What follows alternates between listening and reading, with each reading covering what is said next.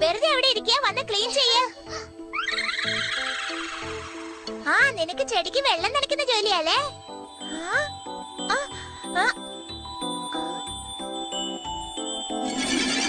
അല്ല, നമ്മുടെ ക്ലാസ്സിൽ ഒരു പൂച്ചട്ടി പോലെ ഇല്ലല്ലോ. ലീന, ക്ലാസ് റൂമിൽ അടിച്ചു വാരി എനിക്ക് കൈയൊക്കെ വേദനിക്കുന്നു. നീ ഒന്ന് അടിച്ചു വാര്. ഞാനെന്തിനു ചെയ്യണം? അത് നിന്റെ പണിയല്ലേ.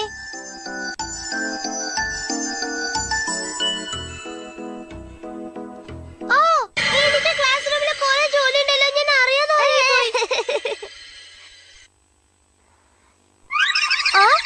ഞാൻ ചെടിക്ക് വെള്ളം ഒഴിക്കണം. അതിന് ഇനി സമയമുണ്ട്. കുറച്ചു നേരം കൂടി ഉറങ്ങട്ടെ.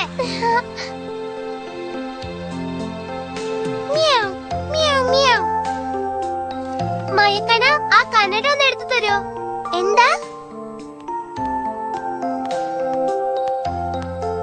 നീ ഇത് പിടിച്ചോ.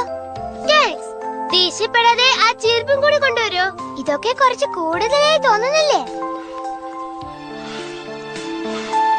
ആ പൗഡർ ടിന്നൊന്ന് കൊണ്ടുതരോ? ഇരുന്ന് അടുത്തേന്ന് എഴുന്നേക്കില്ലേ? എല്ലാം എന്നോട് പറയാ, ഞാൻ പോവാ.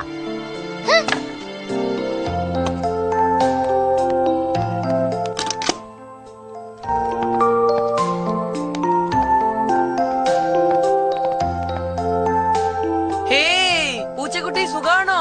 ലീന കാരണം എനിക്ക് ഭ്രാന്ത് പിടിക്കുമെന്ന് തോന്നുന്നു. അവള് മഹാ മടിച്ചായിരിക്ക. എണീറ്റത് മുതൽ എന്നോട് ഒരു ജോലിക്കാരനെ പോലെയാ പെരുമാറുന്നത്. അതെടുക്ക് ഇതെടുക്ക് എന്ന് പറഞ്ഞ് എന്നെ ജോലി എടുപ്പിക്കുക. അതെ, സ്കൂളിലെ ഇത് തന്നെയാ ചെയ്യുന്നത്. ഞങ്ങളെ പണിയെടുക്കുന്നതൊക്കെ. ആമയേക്കാൾ അവൾ വളരെ സ്ലോ ആണ്. അവള് ഭാഗ്യം ചെയ്തോളാം. നമ്മളെ സ്കൂള് മുഴുവൻ വൃത്തിയാക്കുന്നത്. അവൾക്ക് ചെടിക്ക് വെള്ളം ഒഴിച്ചാൽ മാത്രം മതിയല്ലോ. എനിക്ക് ഒരു നല്ല ഐഡിയ തോന്നുന്നു. നിങ്ങൾ ആരും അവളോട് പറയരുതേ. ഓക്കെ ഫ്രണ്ട്സ്, ഞാൻ നിങ്ങളുടെ മിസ്സിനോട് സംസാരിക്കാം. ക്ലാസ് തുടങ്ങുന്നതിന് മുമ്പ് നിങ്ങളോട് എല്ലാവരോടും ഒരു കാര്യം പറയാനുണ്ട്. നമ്മുടെ ക്ലാസ് റൂം ഡള്ളായിരിക്കുന്നു എന്ന് ഞാൻ ഈ സ്കൂളിലേക്ക് വന്നതിന് ശേഷമാണ് എനിക്ക് തോന്നിയത്. അതിന്റെ കാരണം എനിക്കറിയാം മിസ്. നമ്മുടെ ക്ലാസ് റൂമിൽ ഒരൊറ്റ പൂച്ചെടി പോലും.